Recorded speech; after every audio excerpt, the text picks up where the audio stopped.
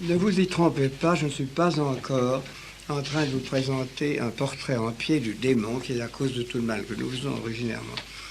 Mais je suis en train de vous présenter, autant que je le peux, une peinture des conditions sociales et des dispositions humaines qui ont permis à notre ennemi de faire commettre aux hommes, au moment où ils se jugeaient les plus intelligents, les plus grandes erreurs, les plus grandes imprudences et les plus grands crimes. J'espère que petit à petit, en vous montrant la part de culpabilité de l'homme, nous pourrons dégager quelques traits des caractéristiques de notre ennemi. Mais comme Dieu seul le connaît bien, je ne vous promets pas d'avoir un portrait en pied après un beau photographe. Donc, j'ai tâché de vous montrer ce matin comment, après les souffrances du XVe siècle, le début du XVIe avait apporté une effluve de bien-être, de bonheur et d'espoir qui avait mis l'homme dans un état d'esprit dangereux parce qu'il était optimiste, orgueilleux et qu'il avait confiance en lui.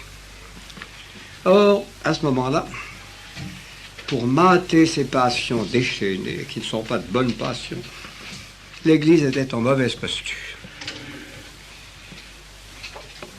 L'Église et tous les organismes que l'Église avait fondés étaient en mauvaise posture. Ce sera la première partie de cette étude.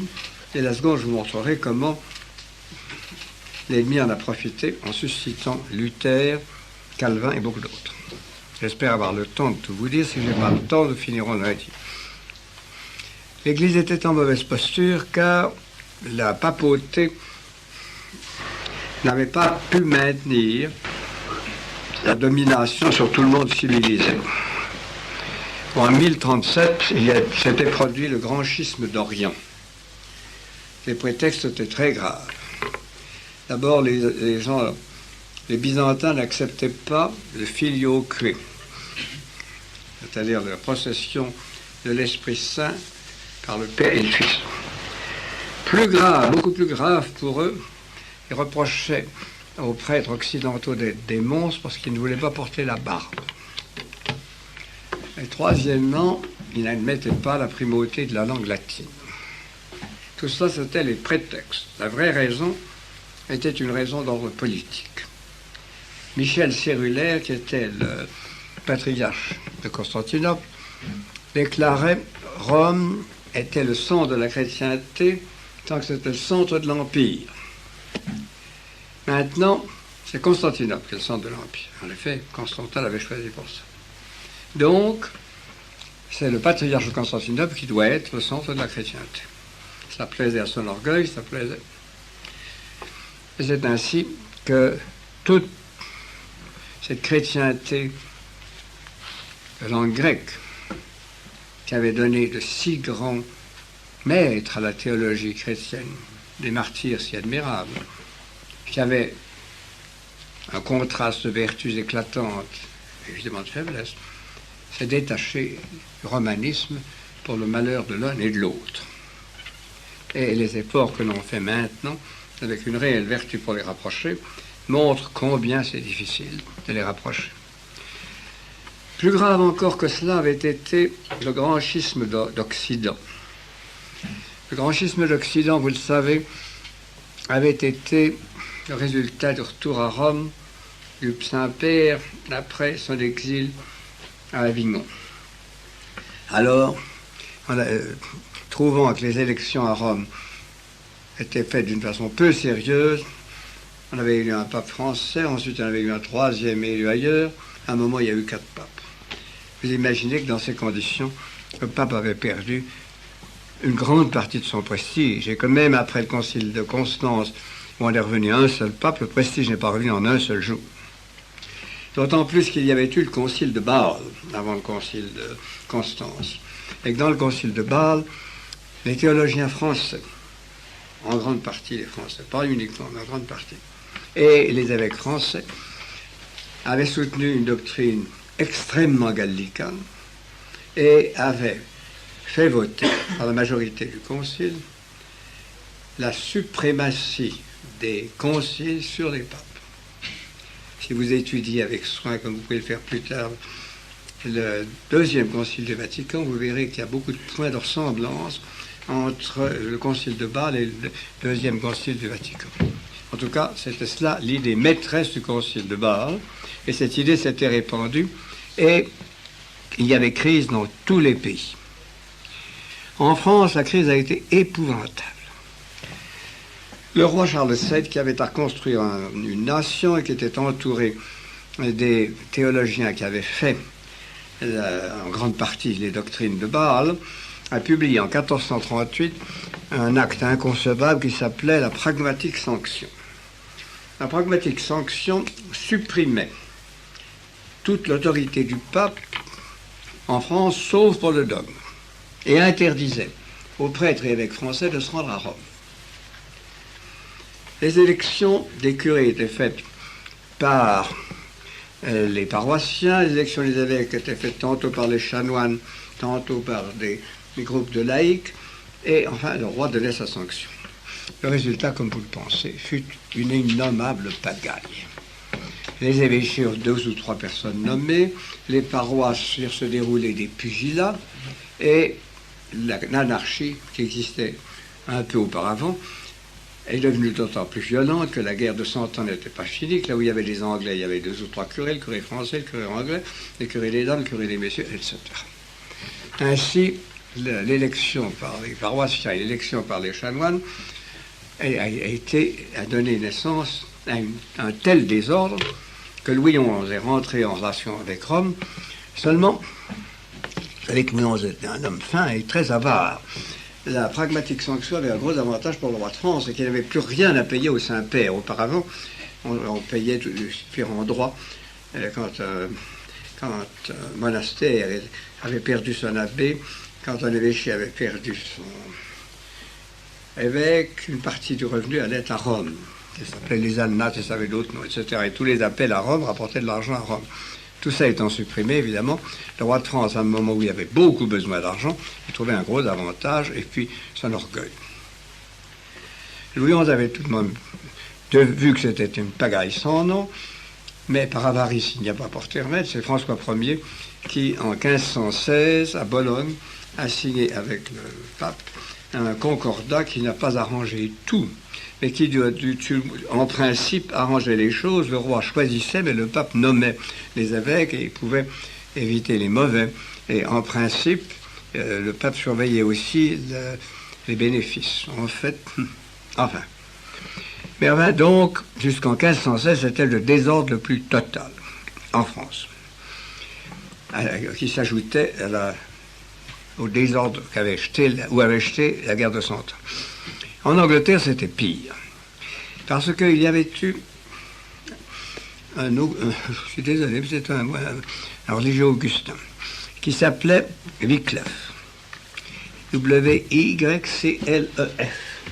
Wycliffe était, comme tous ces gens-là, dans son genre, très intelligent.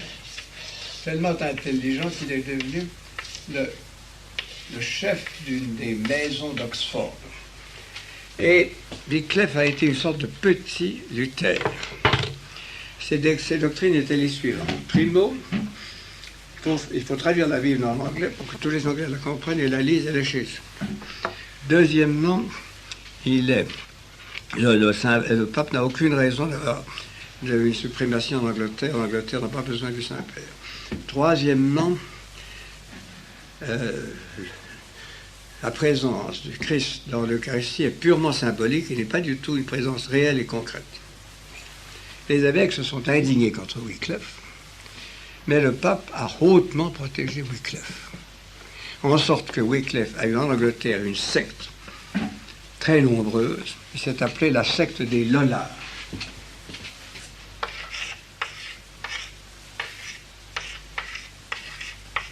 Et la secte des Lollards a été en Angleterre, l'embryon d'où devait sortir plus tard la révolte anglaise contre le Vatican. Donc vous voyez, dès la fin du XIVe siècle, parce que Wycliffe est mort très tranquillement dans son lit, enfin tranquillement, nous ne savons pas la suite, mais enfin nous savons que la mort a été tranquille, en après une vie assez longue, après avoir été discuté donc par les évêques, mais ensuite très doué par le pape, il est mort en 1384. Il a eu un disciple illustre qui était Jean Hus, qui a exactement repris les mêmes thèses. Jean Hus était un chef tchèque, ou bohémien, comme vous voulez. Et il a repris les thèses de Wycliffe, et il a eu la naïveté de vouloir les faire accepter, enfin l'audace, par le concile de Constance. Et il est venu à Constance avec un sauf-conduit d'empereur, Sigismond, 1414. Seulement, le pauvre Jean Hus n'était pas un légiste, c'était un théologien, c'est pas la même chose. Et alors, quand il a été là, on l'a condamné d'abord, et les théologiens ont dit, oui, vous aviez un sauf-conduit pour venir, mais vous n'en aviez pas pour repartir, vous n'en aviez pas pour ici, alors on l'a brûlé. Et comme on l'a bien brûlé, voulez-vous me dire, je vais vous montrer une photo de la façon dont on brûlait. Au Moyen-Âge, c'était tellement intéressant que les dames se pressaient pour voir les bons brûlures. Vous voyez, on vous mettait une robe, on vous tachait les pieds, puis on vous mettait un beau chapeau, il y avait de viande. C'était un spectacle extrêmement populaire et élégant. Donc on a brûlé Jean Hus, mais ça n'a mis fin à rien, parce que les Hussites ont formé non seulement une religion, mais une armée. Et le hussisme s'est maintenu dans la pauvre et malheureuse Bohême. Non, you follow it. Vous le gardez dans vos mains, ça ne le retrouvez que des miettes. Je connais les lire. Donc les Hussites sont restés, l'empereur d'Autriche les a combattus, mais en fin de compte, ils ont obtenu des libertés, et ça a été, à l'intérieur du catholicisme de l'Empire, une tare qui est restée constamment. En même temps, parlons maintenant, donc nous avons l'Angleterre, nous avons la France, nous avons l'Allemagne, mais l'ouest de l'Allemagne. L'ouest de l'Allemagne avait une autre tare, d'un tout autre genre.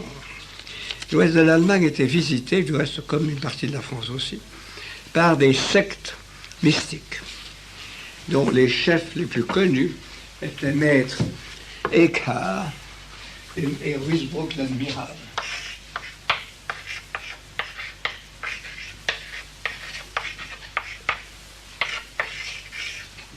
Ces gens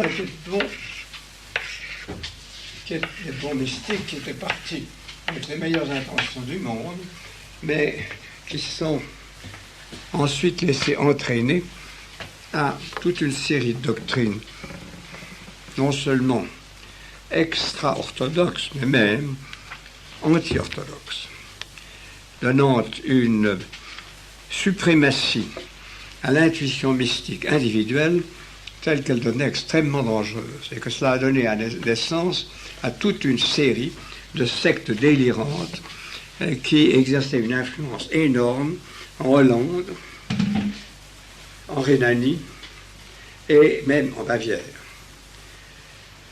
Voici les noms de certains d'entre eux. Les uns s'appelaient les Fraticelli, et les autres avaient un nom qui est très caractéristique de l'époque, les frères du libre esprit. Et les autres s'appelaient les hommes de l'intelligence. Vous voyez déjà le rôle que jouaient ces mots-là. Et enfin, le public en appelait d'autres les turlupins. Tous ces gens-là ont créé un tel désordre dans les esprits à l'Allemagne de l'Ouest que ça a préparé ensuite la révolte de Luther. Cette révolte de Luther avait une autre racine. Je vous ai déjà dit ce matin que les pays d'Occident avaient eu, au début du XVIe siècle, des dynasties très brillantes.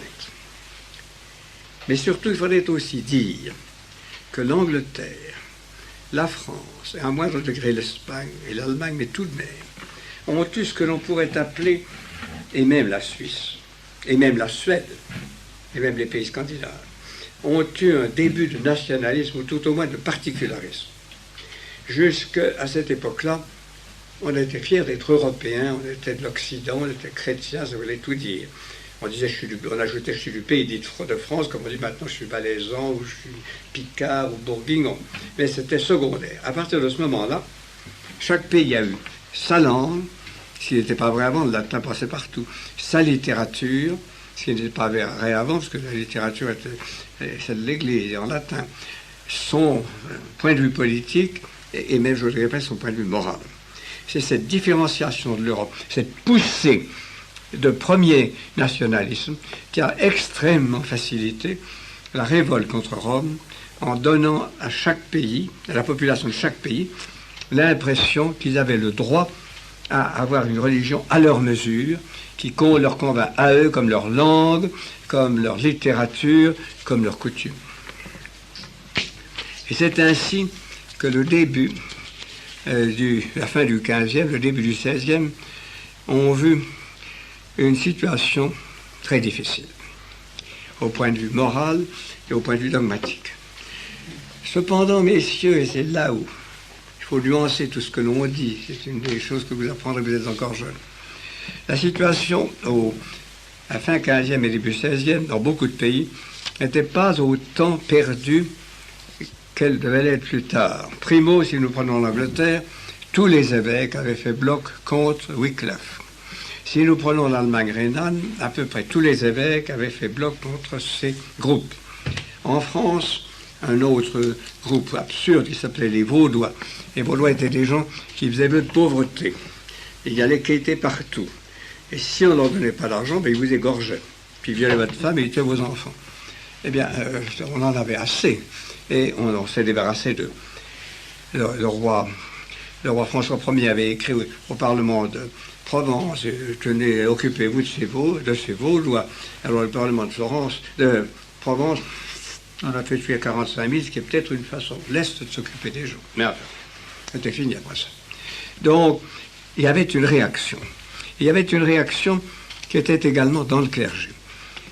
Charles VIII, qui était un homme discutable, mais qui était pas un assez brave homme, sous l'influence du cardinal d'Amboise, et d'un très bon prêtre, aussi d'un très bon prédicateur de Paris, avait réuni un concile pour essayer de porter remède aux maux de l'Église et d'arriver à avoir des évêques et des pères abbés plus convenables. L'archevêque d'Amboise, Jean de Rély, avait fait ça, il était le confesseur de Charles VIII, et il avait convoqué Saint-François de Paul, et puis Olivier Maillard, qui était le grand prédicateur orthodoxe de Paris, et ainsi on avait fait un effort qui n'a pas réussi, parce que Charles VIII est mort très peu de temps après. Mais avec ça, ça n'a pas été fini.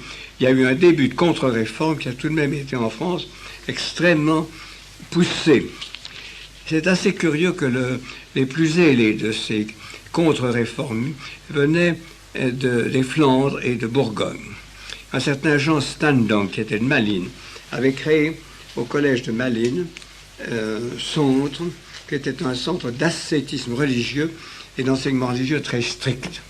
Peut-être ne faisait-il pas la part suffisante à la spiritualité, et son enseignement était-il un peu aride. Pourtant, Jean Stendhal reste comme une âme qui a été très haute. En même temps, les frères de Windesheim ont créé à Paris des monastères parfaitement réguliers, où les moines se tenaient bien, où les règles étaient respectées, où la clôture était respectée. Et leur chef, Jean Monvard, M-O-N-B-A-R-T, organisait cela avec beaucoup de soin. C'était donc, vous le voyez, de la part des meilleurs esprits du catholicisme flamand et français, un effort très vigoureux pour remonter la pente. Seulement, ce n'était pas le seul mouvement. Il y avait un autre mouvement qui était le mouvement des bibliens, qui était représenté en particulier par Erasme, dont je vous ai parlé, et par un homme qui s'appelait Lefebvre d'Étaples. Ceux-là, comme les Anglais, demandaient d'abord la traduction de la Bible en français, c'est ce qu'a fait Lefebvre d'Étaples. Ensuite, une étude plus directe des textes sans tenir compte de la tradition. Vous voyez, c'est déjà la révolte contre la tradition. C'était l'idée d'Erasme, qui avait étudié les principaux évangiles, les 4 évangiles, et qui avait fait sur les 4 évangiles des études qui maintenant sont disqualifiées, sont considérées comme très superficielles, et même sur la Bible également. Mais enfin, la tendance de Lefebvre d'Étaples et la tendance d'Erasme était bien une tendance analogue à celle que nous allons voir reprise par Luther, qui était de ne pas tenir compte du magistère de l'Église et de stimuler les fidèles à aller chercher directement dans les Saintes Écritures les leçons qu'ils devaient prendre eux-mêmes sur leur seule responsabilité. Ceci dit, la chose passait inaperçue et la sœur de François Ier, Marguerite de Navarre, qui n'était pas très jolie, mais qui est une femme intelligente et assez jolie, et assez vive d'esprit, et qui avait sa cour à Nérac, dans le Midi, patronnait tous ces gens-là, et en somme, ça allait assez bien. Jusqu'au moment où Farel et puis un autre réformateur de Neuchâtel ont mis, affiché dans tout Paris, des placards, et même dans la chambre du roi, contre la messe. C'était un blasphème contre la messe, avec des ordures au sujet de l'Eucharistie, avec des insanités malpropres au sujet du prêtre. Et François Ier a été tellement indigné qu'il a organisé une procession publique où il était en tête, pieds nus, avec un cierge à la main. Et c'est à partir de ce moment-là, les protestants l'ayant voulu, que la réformation a été combattue, parce que François Ier avait vu que ces gens étaient non seulement des dissidents, ce qu'ils savaient, mais des dissidents grossiers, brutaux et sans aucun respect ni pour les lois civiles ni pour les lois religieuses. Par conséquent, à ce moment-là, la monarchie française a choisi, et jusqu'à sa fin, elle est restée dans la même ligne qui était la ligne de François Ier. Mais en Allemagne, il n'y avait pas l'autorité comme en France. En Angleterre, Henri VIII aurait choisi comme François Ier s'il avait moins tenu aux femmes. Les femmes sont un problème, messieurs. Vous le savez, dans le clergé actuel, un grave problème. Et Henri VIII était un des hommes les plus faibles qui existent à ce sujet-là. Il en a eu 6. Et la première était une très digne femme. Au fond, il a une excuse qu'on ne mentionne jamais. Elle n'était pas vraiment sa femme. Elle avait été la femme de son frère aîné. Et le frère aîné étant mort pour des raisons politiques, on avait marié le second fils avec la femme en disant ça sera très bien comme ça, on restera les alliés d'Espagne. Elle était la fille du roi d'Espagne. C'était très bien, en effet, au point de vue politique. Mais il y a d'autres points de vue dans le mariage, mais la politique, il faut pas appeler la peau.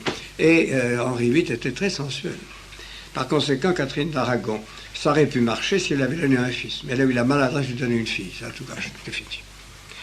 Alors, il a voulu divorcer. Le pape lui a fait remarquer que ce n'était pas dans l'Évangile, que le Christ avait prononcé des paroles très claires. Henri VIII a dit qu'il était roi d'Angleterre. Le pape a dit que ce n'était pas une raison. Et ça a été le schisme. Henri VIII est resté, lui, catholique. Mais son fils, Édouard VI, et sa fille Élisabeth, sous l'influence de 2 clergymen violents, Cranmer et Cromwell, dont il faut savoir les noms pour se rappeler les noms des pires ennemis de l'Église. Cranmer était le pire des jeux. Et Cromwell ont transformé l'Église d'Angleterre en une sorte de succursale du calvinisme. Et ils ont mis à mort un nombre immense de prêtres et de jésuites, je le dis à leur honneur, car les jésuites ont été très courageux là. Ils ont brûlé des saints gens comme Thomas More et Monseigneur Fischer. Donc ils se sont couverts les mains de sang et ils ont abouti à une chose qui ne tient pas, parce que Élisabeth, par prudence, a voulu maintenir la hiérarchie des évêques, sauf le pape. Elle est le pape, voilà, la reine d'Angleterre et le pape. La hiérarchie, la liturgie, et a laissé à peu près à la volonté des clergymènes la croyance qu'ils veulent choisir. Ce qui fait que vous avez en Angleterre, en réalité, 2 églises, la basse église et la haute église. La basse église, les calvinistes, célèbrent des cérémonies aussi mal que nos prêtres modernes français, et la haute église est une église qui a gardé les cérémonies que nous aimons, qu'on retrouve ici, les cérémonies traditionnelles, et à peu près tous nos dogmes. Je me suis trouvé dans différentes cérémonies dans les grandes cathédrales anglaises qui étaient High Church. C'est extrêmement beau, mais elles sont en anglais. Elles sont très bien faites et dans le très bel anglais du XVIe siècle. Donc l'Angleterre était séparée de Rome, mais elle n'était pas... Il n'y avait pas un abîme total, car au fond, le peuple anglais n'a pas pour Rome la haine que certains autres protestants.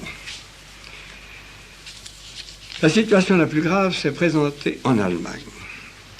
Parce que là, voyez-vous, il y a eu, si je peux dire, l'homme du démon. Et cet homme du démon s'appelait Luther. Bon, il est très à la mode, et c'est pour ça que je vais vous donner des armes contre lui et vous montrer à quel point il a été un homme néfaste et un homme malpropre. Luther est né en 1483.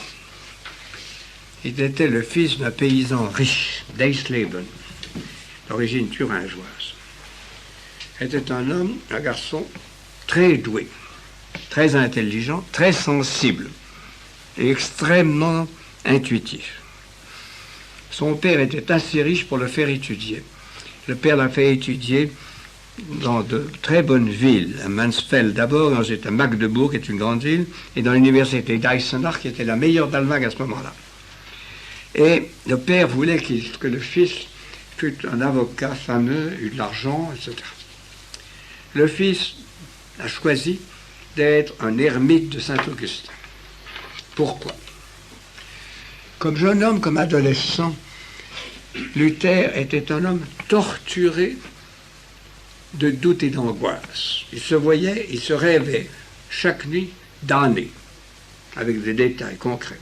Et en même temps, toute sa chair réclamait des satisfactions qui confirmaient qu'il était damné. La nuit, donc, il se voyait damné, et le jour, son misérable corps lui donnait la raison pour laquelle il le serait.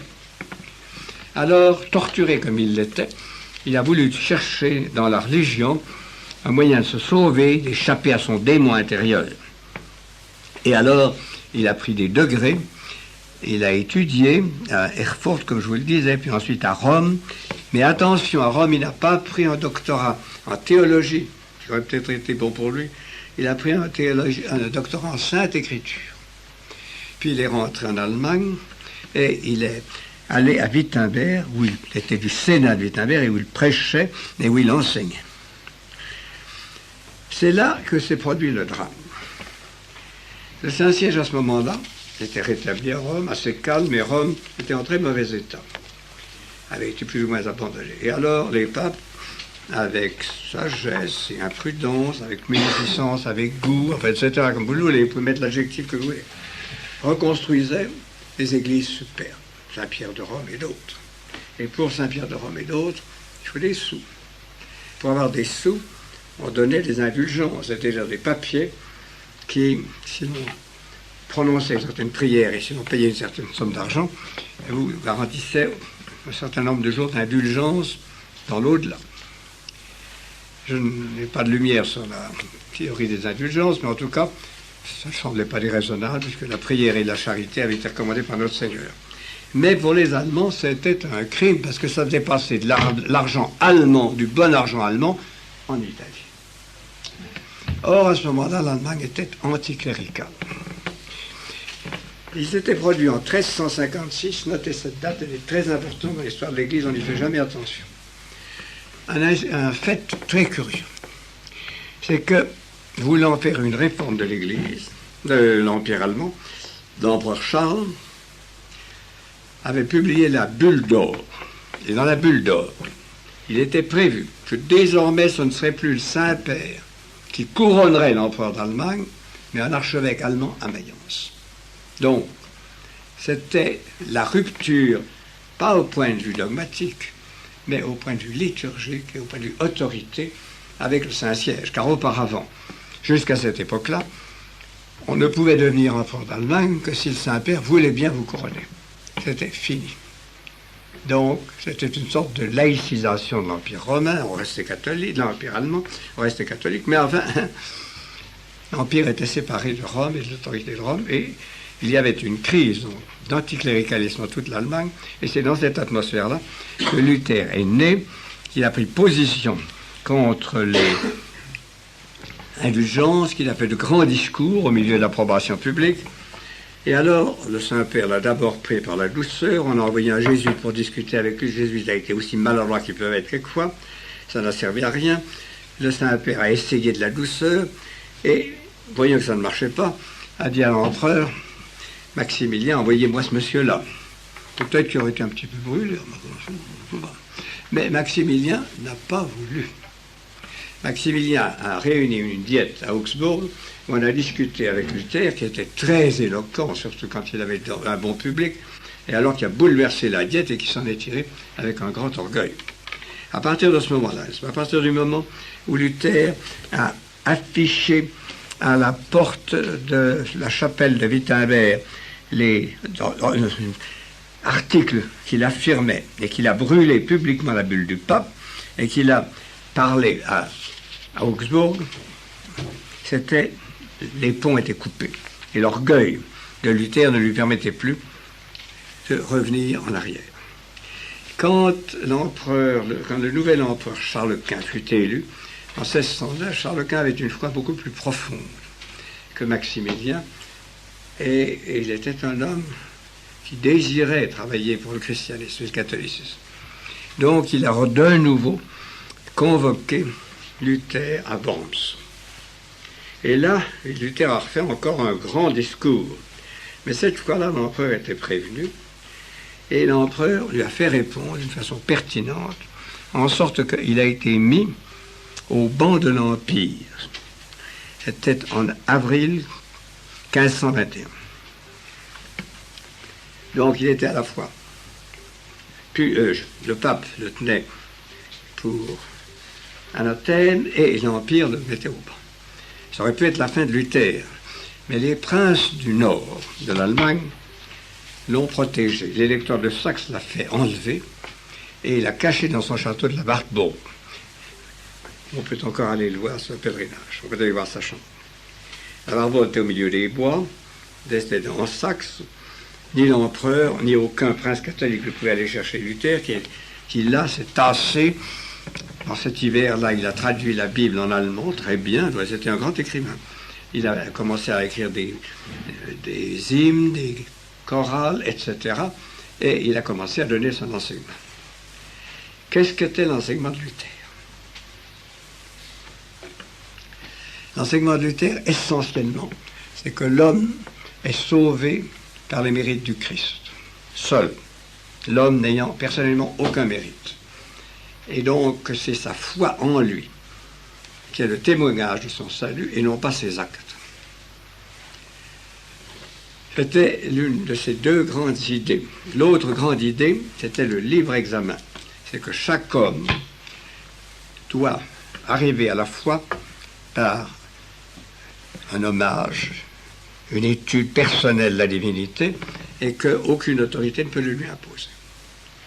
Vous imaginez que dans cette époque où l'on glorifiait l'intelligence, vous imaginez que dans cette époque où tout était en remue-ménage, à travers l'Allemagne, cela a fait un bruit formidable et que ça a eu tout de suite beaucoup de succès. D'autant plus qu'il refusait l'autorité du Saint-Père et qu'il laissait donc l'autorité et les biens de l'Église entre les mains de tous les petits princes allemands qui étaient bien contents de la prendre et bien contents de s'enrichir et de remplir leurs caisses. Ainsi, il a eu avec lui tous les princes. Cependant, ce serait une erreur, et c'est là où le problème est plus délicat, de le considérer comme un homme impie. À mon avis, c'était un homme grossier et sensuel, mais pas impie. Il avait une foi sincère dans la Trinité. Et il avait un amour sincère, et c'est ça qui est le plus touchant de l'Eucharistie. Pour rester en chicane avec Rome, il n'acceptait pas le dogme de la transsubstantiation tel que nous l'avons. Mais il employait une autre formule qu'il appelait l'impanification. Il considérait que toute la personnalité du Christ se retrouvait dans le pain. Voilà quelle est sa formule. Donc, vous voyez, c'était un biais, mais c'était tout de même quelque chose qui affirmait la présence divine. Il gardait comme sacrement le baptême, la communion et une sorte de confession, c'est-à-dire que si on revoyait ses péchés en lui-même devant Dieu, et si on demandait pardon, c'était fini bien. C'était un sacrement purement passif. Pour tout le reste, tous les autres sacrements balayés. L'ordre, le mariage, tout ça fini. Et c'était très bien, mais le résultat en Allemagne, ça a été un de ces chaos. L'Allemagne était un pays déjà un peu chaotique, où il y avait des races très diverses, où il y avait des gens. Ça a été quelque chose d'épouvantable. Il y a eu des sectes de toutes les sortes, et la plus violente s'est appelée les anabaptistes, c'était de braves communistes. Les anabaptistes de la région de Westphalie, c'est-à-dire de la région de Münster, ont été les plus violents. Ils étaient communistes. Puis alors, toutes les fois qu'on faisait un péché, Pongo, mettait dans l'eau, on avait été pardonné. Et alors, ils se promenaient en bande, ils allaient dans les châteaux. Si on ne leur livrait pas le château, ils prenaient le noble, s'il n'échappait pas, ils le mettaient entre un cochon et un juif, puis une planche de chaque côté, puis on sciait le tout. Ils ont exercé des cruautés inouïes, massacrant femmes, enfants, etc. Et ils ont fait de la ville de Münster leur centre. Alors là, ça a été une épreuve pour Luther. Luther n'a pas été prolétarien. Luther a pris position pour les princes et pour les nobles. Il est parti avec une armée de nobles en 1525-1527 qui ont fait le siège de Münster, qui ont pris tous ces braves anabaptistes et qui les ont tous mis à mort, sauf ceux qu'on a réduits en esclavage. Donc, vous le voyez, Luther a eu l'occasion de montrer qu'il n'avait pas un sens chrétien et une force d'apostolat suffisante pour calmer, pour dominer les passions. Cependant, il se rendait compte du danger de ces choses-là. Luther n'aurait pas réussi à mettre sur pied quelque chose s'il n'avait pas eu à côté de lui un petit bonhomme qui avait peur et qui était un assez gentil petit bonhomme dans son genre, qui s'appelait Melanchthon, ça veut dire Schwarzerde. Melanchthon était un ami de Luther, moins génial, mais plus pratique. Et c'est lui qui, en 1530, est arrivé à élaborer avec d'autres protestants la confession d'Augsbourg, qui est établie sur les principes que je vous dis, sauf qu'on maintient les évêques et qu'on maintient les curés. Et qu'on est beaucoup plus près de la hiérarchie catholique que Luther ne l'aurait voulu d'abord. Mais il a fait avaler ça par Luther. Ainsi, l'Allemagne, la Scandinavie sont devenus luthériens. Les princes étaient très contents, ils avaient ce qu'ils voulaient. Mais Luther, qu'est-ce qu'il est devenu? Il s'est naturellement marié. Ces gens-là se marient immédiatement. Dès qu'ils ont perdu vraiment le contact avec l'Esprit Saint, mariage. Il a épousé une nonne qui s'appelait Catherine von Born. Elle était pas mal. J'avais pensé que j'aurais porté l'image, mais ça ne fait rien. Puis alors, il n'avait pas beaucoup d'argent, mais ça n'empêchait pas de boire, de manger. Il était un grand écrivain, ce n'était pas du tout un saint, ce n'était pas du tout même un homme pieux. Il a laissé, les gens qui l'ont connu, ont laissé des récits de ses dernières années. Il buvait, il mangeait, il plaisantait, il faisait de grosses plaisanteries allemandes, quelquefois plus loin. En un mot, il a eu une fin de vie qui n'était point du tout édifiante. Et il a eu une fin de vie telle qu'il est bien clair qu'à aucun moment de sa vie, il n'a pu être un apôtre.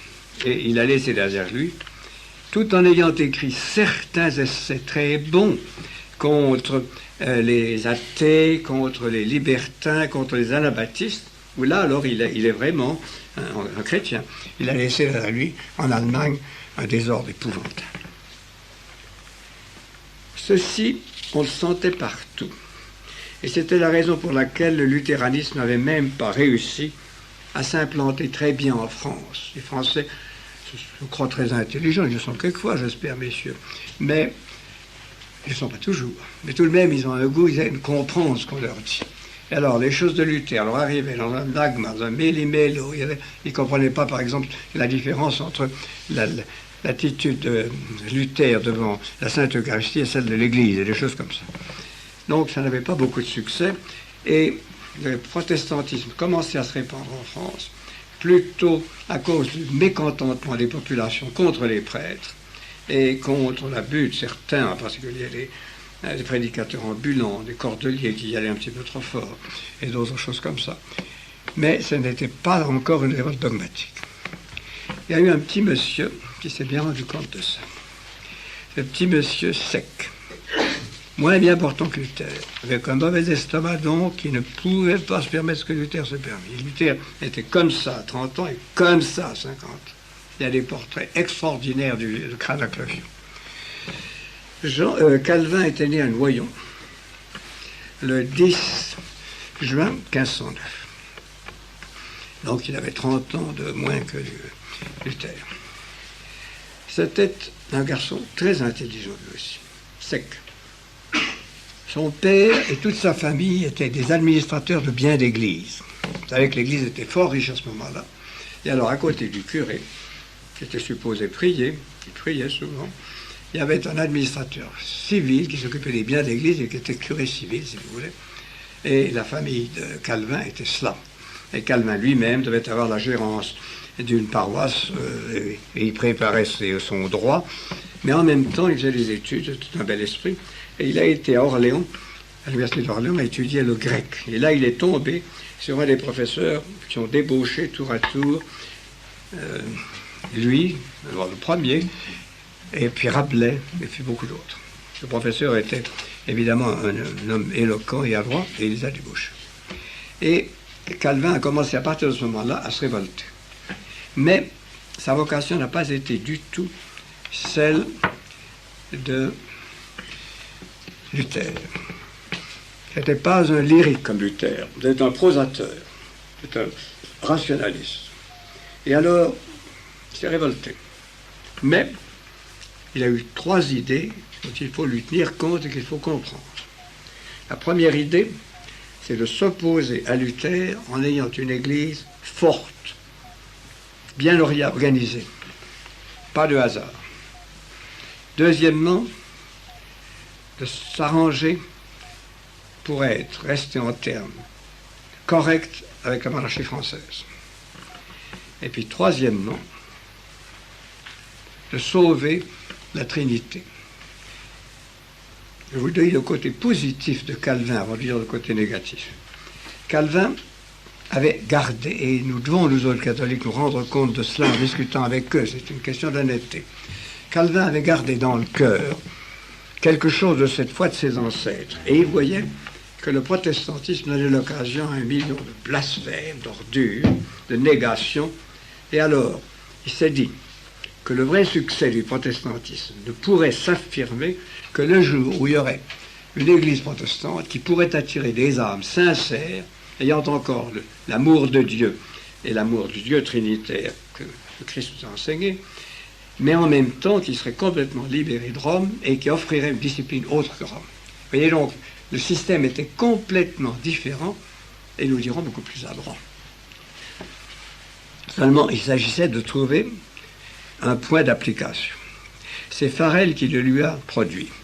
Après l'histoire des placards, Calvin a filé à Strasbourg parce qu'il avait peur. À Strasbourg, il était protégé.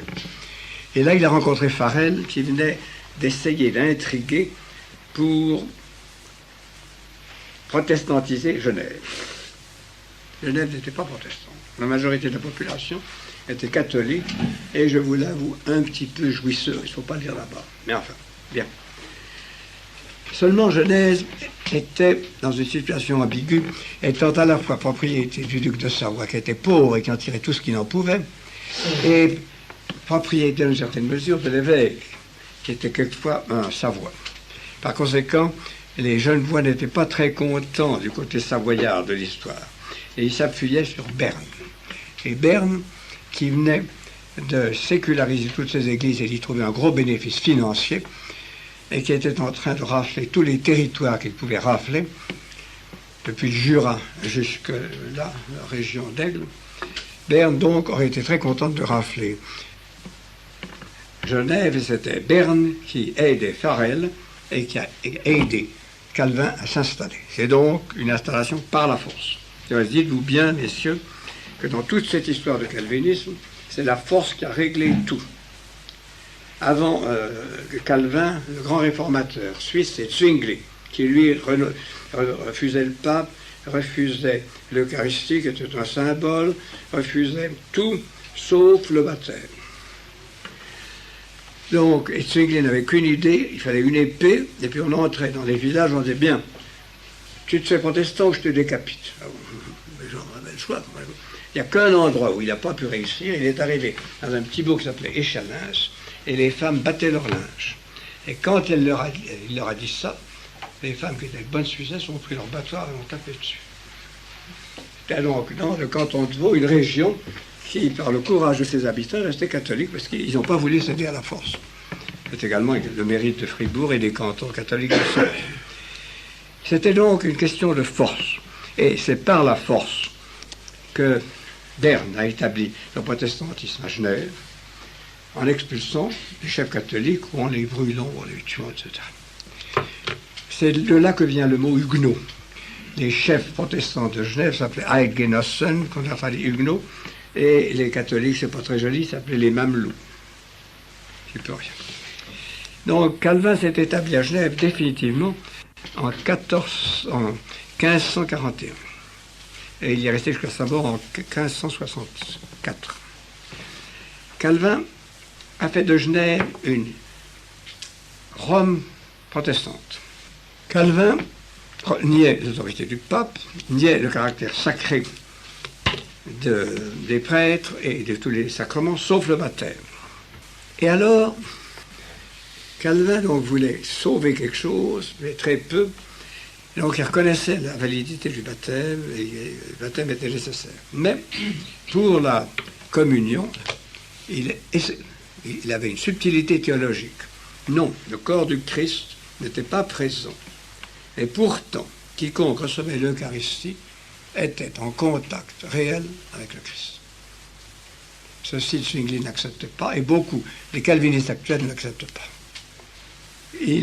Calvin envisageait le gouvernement de l'Église d'une façon tout à fait différente, mais qui arrivait à être une sorte de dictature d'un petit groupe de prélats, de pasteurs. Il a créé à Genève la Compagnie des pasteurs, qui dominait tout. Car on ne pouvait voter à Genève que si on assistait 3 fois au prêche, que si votre femme n'allait pas au théâtre, ni vous, que si votre femme ne portait pas de soie, ni de velours, que si votre femme ne donnait pas de balle et ne dansait pas. Comme ça, vous pouvez voter. Mais si on n'allait pas 3 fois par semaine à des prêches, et vous savez, les prêches, ça durait 2-3 heures à cette époque-là. Les gens avaient une très bonne voix, meilleure que la mienne. C'était donc quelque chose. Les docteurs qui étaient, la compagnie des docteurs qui était enseignée, et les diacres qui s'occupaient des pauvres, et ensuite le consistoire, qui était composé des pasteurs plus 12 anciens, qui s'occupaient des intérêts matériels de la ville de Genève. Puis, afin de rayonner dans toute l'Europe, il avait créé son collège en 1559, où là on formait les pasteurs qu'on envoyait dans les pays, dans tous les pays d'Europe, et surtout en France.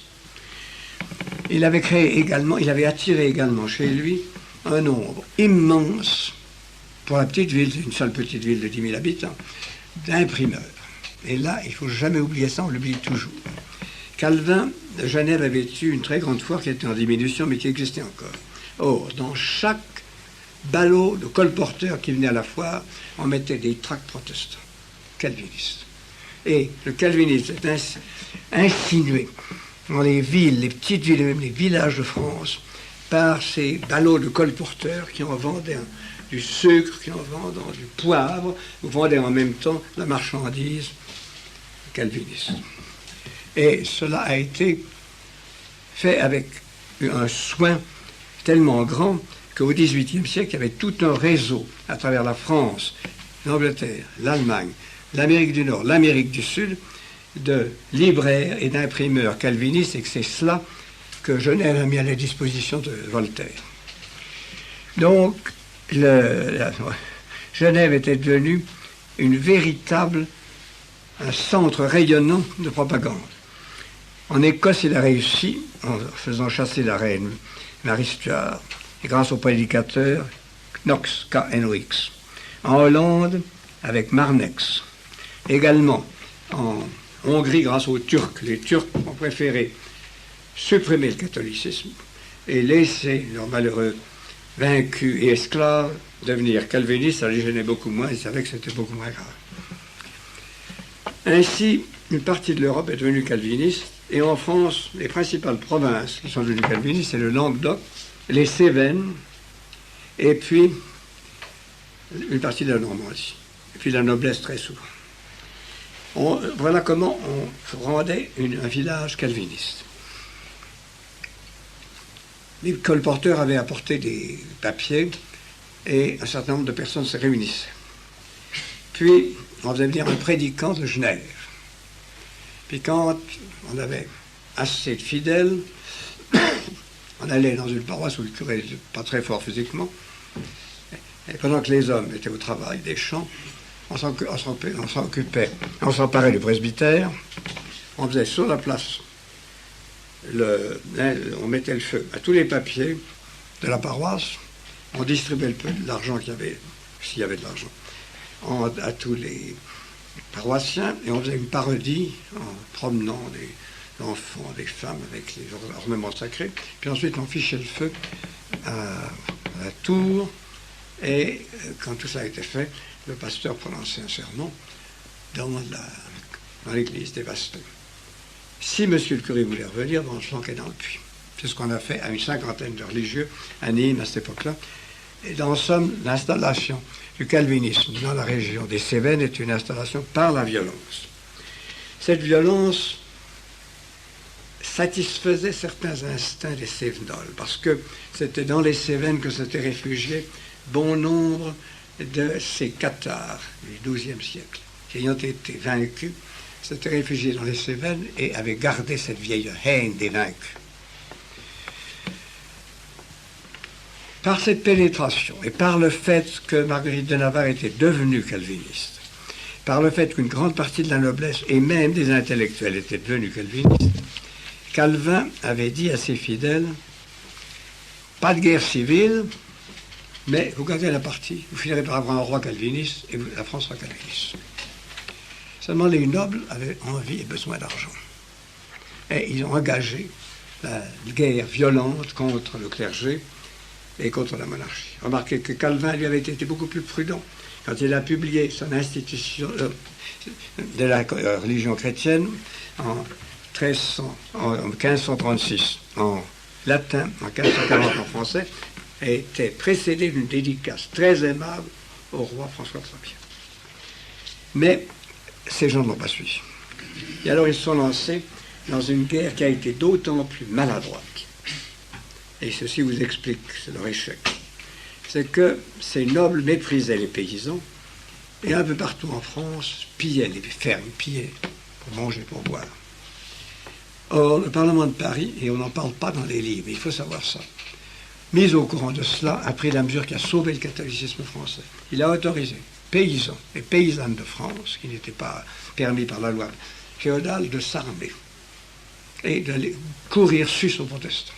Ce qui faisait que les protestants pouvaient gagner 1, 2, 3 batailles. Après la bataille, s'ils se promenaient isolés, ils étaient massacrés par tous les coins de la France. Et c'est en voyant ça, c'est en voyant cette espèce de guerre, curieusement, de classe entre les protestants nobles avides et les paysans français que Henri IV s'est dit, il n'y a pas moyen. Il n'y a pas moyen, je ne peux pas prendre parti contre toute la paysannerie française qui est hostile aux protestants.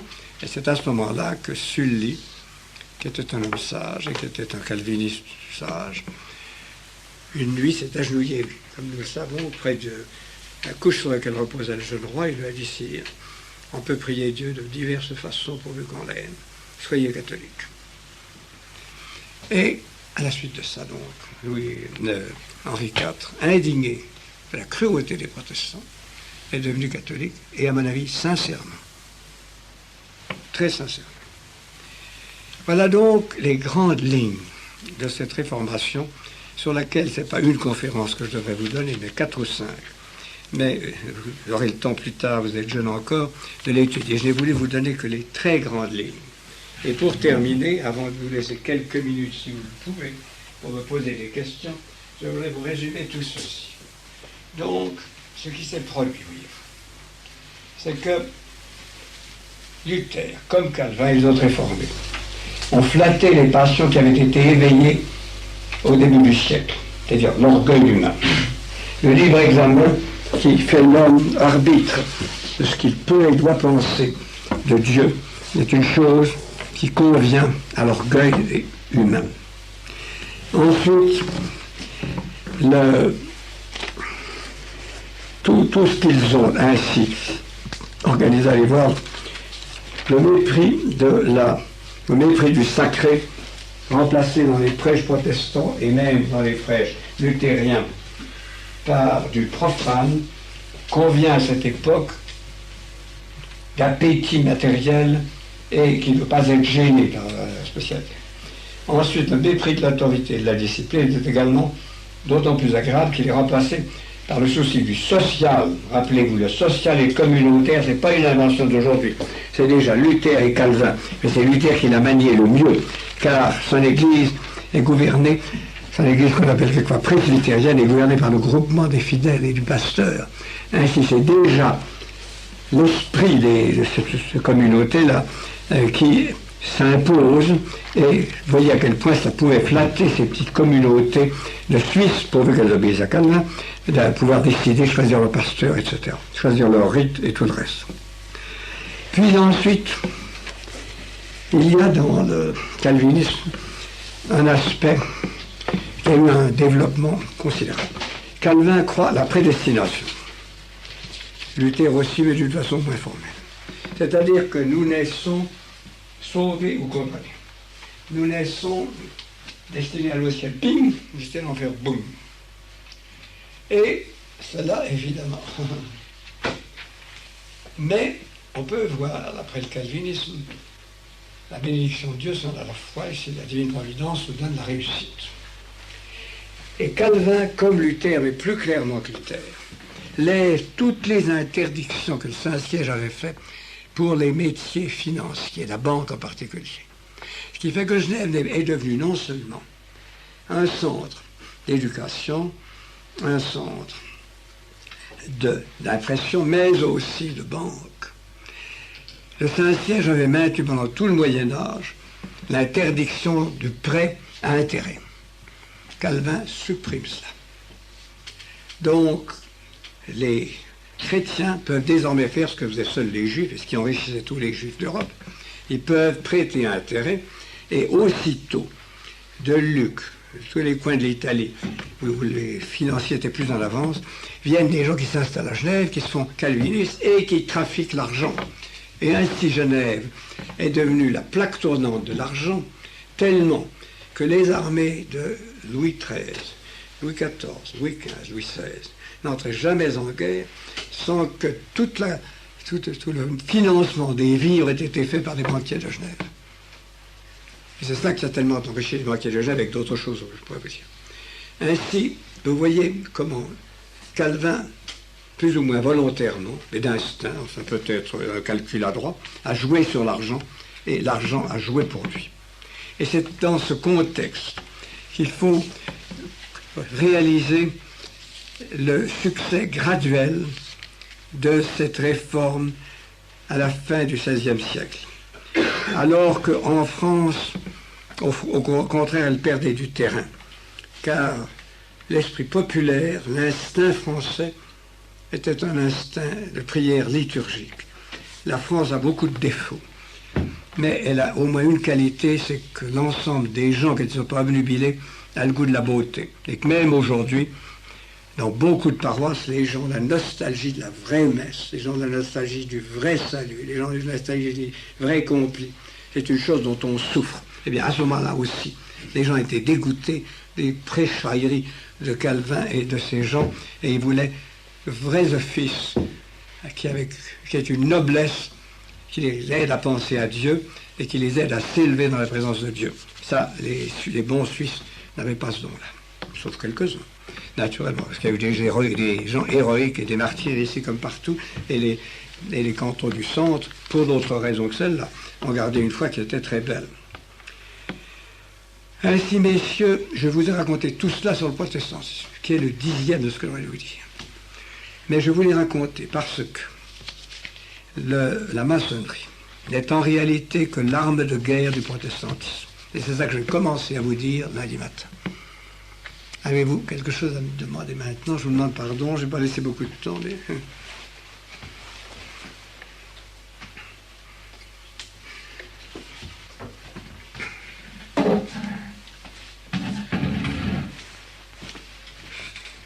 Oui. Qu'il n'est pas bizarre qu'un seul homme ait pu faire pareil pour le ménage. Ce qu'il n'y avait pas d'autre. Vous savez que l'homme n'est jamais seul, il y a toujours le démon avec lui. D'abord. Et puis ensuite, quand un homme est dans le sens des passions humaines, et qu'il écrit bien, il écrit très bien, Luther aussi, et qu'il est soutenu par des intérêts puissants. Luther a été soutenu par tous les princes du nord de l'Allemagne, comme il en meilleur soutien de sa disposition, et puis Calvin a été soutenu par la plus haute noblesse provinciale française. Donc, ça facilite. Vous comprenez, ces gens-là éveillaient des passions. Quand on a l'adresse d'éveiller des passions violentes, on peut entraîner des passions. Quelquefois, elles sont contre nous. Mais avant d'avoir ces appuis. Il les a eu très vite, tout de suite. Tout de suite. Quand Calvin est intervenu, déjà dans la noblesse française, dans tout le Languedoc, dans toute la Normandie, était très monté contre l'Église et désirait arracher l'Église, c'est bien. Et déjà, ils avaient l'exemple de l'Angleterre et de l'Allemagne. En Angleterre, Henri VIII avait déjà dépouillé tous les monastères avec l'aide de la noblesse. Pillé, il avait pris pour lui les biens des grands monastères et donnait à la noblesse anglaise les biens des petits monastères. C'est pour ça que toutes ces familles anglaises sont tellement riches. Et alors, la noblesse française le savait. Et ça sera son obsession pendant le XVIe, XVIIe, XVIIIe siècle. Alors, comment c'est ça? La Révolution française a été, en somme, aussi un surjet de tout ça. Et vous verrez, n'est-ce pas, les passions humaines, si on arrive au moment, si on a les phrases qu'il faut, on les soulève avec une violence. Je peux vous raconter une autre chose qui montrera comment à l'époque était inflammable. Il y avait eu un moine à Florence, qui était un bon moine, qui avait Dieu, et qui avait pas un esprit très modéré, qui s'appelait Savonarola. Dans cette ville qui était la ville la plus raffinée de l'Europe. Il a voulu convertir tous ces braves gens, alors qu'ils n'étaient pas tellement... Ils étaient pieux, mais ils n'étaient pas tellement chasses. Et ils étaient très artistiques. Et il a réussi à faire brûler presque tous les tableaux des plus grands peintres et faire des processions et faire 2 années de pénitence vraiment fantastiques à ce peuple jusqu'au jour où alors il s'est trouvé en conflit avec le Saint-Siège et il a été brûlé. Mais il avait entraîné toute la population de Florence et là presque contre ses intérêts. Car c'était une cité financière, artistique. Seulement il parlait merveilleusement, il avait un don, il avait l'électricité. Il y a des gens qui sont comme ça. C'est un don très dangereux. Un don merveilleux. Mais enfin, vous voyez, par exemple, Urbain II l'a eu pour susciter la première croisade. Et il l'a eu là dans un cas très beau. Saint-Bernard l'a eu malheureusement pour susciter la deuxième croisade. Parce que c'est une de ses grandes erreurs. Ça arrive. Il arrive qu'il y a un moment où une arme de flamme peut s'entraîner une foule. Seulement, il peut l'entraîner, il peut toujours l'amener où il veut. L'adresse de Calvin, c'est que, sauf en France où il a raté, il l'amenait souvent là où il voulait. Vous pensez qu'il était conscient alors de tout ce qu'il a fait? Quoi donc? Il était conscient alors de... Ah, il était très intelligent. Très intelligent. Les conseils qu'il a donnés aux calvinistes français, faites pas de guerre, vous triompherez, il avait raison, Henri IV. S'il n'y avait pas eu cette guerre, Henri IV serait resté protestant. C'est la guerre qui a dégoûté Henri IV. Non, c'était beaucoup plus intelligent que Luther. Luther était un très bon écrivain, mais c'était un lyrique, c'était un homme qui se gorgeait de mots, qui se gorgeait de musique, qui se gorgeait de mangeaille. Le reste, il s'est marié aussi, mais il a épousé une fille beaucoup moins jolie. Il s'appelait Idlette de Bure. Ils se mariaient tous. Allez, ici. Alors, quelqu'un d'autre a quelque chose à dire? Oui? Je l'écoute. Non? Oui, il faut préciser les différences sur la conception de l'Eucharistie entre Luther et Calvin. La différence est très grande. Primo, Luther n'a pas des idées dogmatiques très précises alors que Calvin en a. Luther est en révolte contre l'autorité du pape, mais Luther n'est pas d'abord en révolte contre tous les dogmes. Ils sont d'accord pour refuser, j'aurais dû vous le dire plus tard, plutôt, pour refuser la valeur de la tradition. C'est seulement l'homme qui va prendre un contact direct de la Bible. La tradition ne vaut rien, tous les pères de l'Église, tout ça, ça n'a pas tant. C'est la lecture de la Bible elle-même, la Bible et les évangiles qui veulent. Ils sont d'accord là-dessus. Mais ils ne sont pas d'accord sur la façon dont les prêtres doivent être choisis. Luther a gardé, beaucoup plus que Calvin, le sens d'un clergé qui, puisque l'Eucharistie est une chose dont il reconnaît le caractère sacré, alors que Calvin ne le reconnaît pas. Le clergé doit avoir, il n'est pas lui consacré, mais tout de même, il est quelque chose de spécial. Chez Luther, c'est pas clair. Chez Calvin, c'est très clair. Ce sont des prédicateurs et rien d'autre que ça. Chez Luther, la communion est donc encore la présence réelle de notre Seigneur, corps et âme.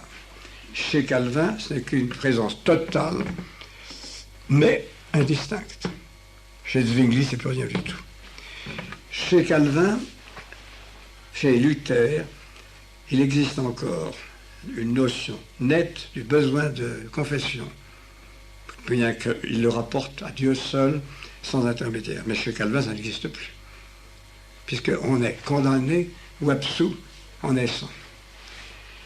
Chez Luther, il existe encore un besoin d'effusion spirituelle en commun, alors que chez Calvin, tout ça est beaucoup plus sec. Chez Luther, Luther a gardé le sens de la beauté, Luther a gardé le sens de la poésie, Luther a gardé le sens de l'effusion spirituelle que Calvin n'a plus du tout. Calvin, c'est l'obéissance au pasteur, écouter les prêchis-prêchats. Calvin est beaucoup plus ascétique que Luther. Et tous les deux sont très loin de Rome, mais c'est en somme Calvin qui a été le plus loin et le plus violent. Mais l'année dernière, vous aviez dit que Luther avait fait finalement peu d'études théologiques. Que Luther aurait fait peu d'études théologiques. Oui. Et là, vous semblez dire que quand même, il a acquis des grades. Il a reçu des grades, mais pas de théologie. N'est-ce pas? J'insiste. Comme théologie, Calvin était beaucoup plus fort. Luther était un meilleur écrivain lyrique. Mais dans les discussions qu'il a eues, ce n'est pas son esprit théologique qui l'a fait gagner, c'est son éloquence verbale. Tandis que Calvin, dans ses discussions, était beaucoup meilleur discuteur, débatteur, logicien. C'était donc, vous voyez, quelque chose de tout à fait différent. Jamais Luther n'aurait pu constituer une doctrine cohérente sans Melanchthon, tandis que Calvin a fait sa doctrine lui-même, par lui-même. Ses disciples n'ont rien lui à voir, ils n'ont qu'à obéir. Et puis quand les disciples n'obéissaient pas, on les brûlait. Et voyez-vous, Calvin était beaucoup plus malin, beaucoup plus nuancé, parce qu'il a eu une discussion avec Servet. Et puis Servet, je ne sais pas tout à fait ça, mais il était un petit peu athée, ça. Alors, Luther a dit, Calvin, il fallait le supprimer. Alors on l'a brûlé. Alors il a dit à ses fidèles, c'est pas bien. Si vous m'aviez consulté, je vous aurais dû le décapiter. C'est une sorte de charité chrétienne. C'est tout à fait différent. Voilà. Si vous voulez que je dise ça tout plus clairement, Calvin était un roublard et Luther était un gaffeur de génie. Luther a été constamment roulé par les princes et Calvin a fait marcher les princes, les banquiers, tous ces gens-là. Seulement Luther a eu un gros succès parce que ça correspondait au tempérament germanique et aux besoins germaniques du moment. Alors encore aujourd'hui, quand on vient nous parler stupidement d'une réconciliation de Luther, il n'y a pas moyen. Luther n'avait rien de saint, rien de respectable. Il a manqué à tous ses serments, à toutes ses promesses, il a menti 100 fois, il a mis ses mains dans le sang, il s'est empli de mangeailles et de boissons et de charnalité à la fin de sa vie. C'est pas un homme respectable, c'est un poète respectable, on peut dire que c'est l'écrivain qui a créé la littérature allemande. C'est le plus grand éloge qu'on puisse faire de Calvin, et de Luther, et c'est déjà pas mal. Et on peut dire qu'à ce point de vue-là, il a créé quelque chose en Allemagne, mais c'est le seul point de vue où il a fait quelque chose. Tandis que Calvin a créé un cadre très solide et qui résiste encore. Naturellement, ça craque un peu parce que c'est trop raide. Eh bien, messieurs, je ne vais pas vous garder plus longtemps. Je vous parlerai donc lundi le troisième aspect. J'aurais voulu faire 4 conférences, une sur Luther et une sur Calvin. Enfin.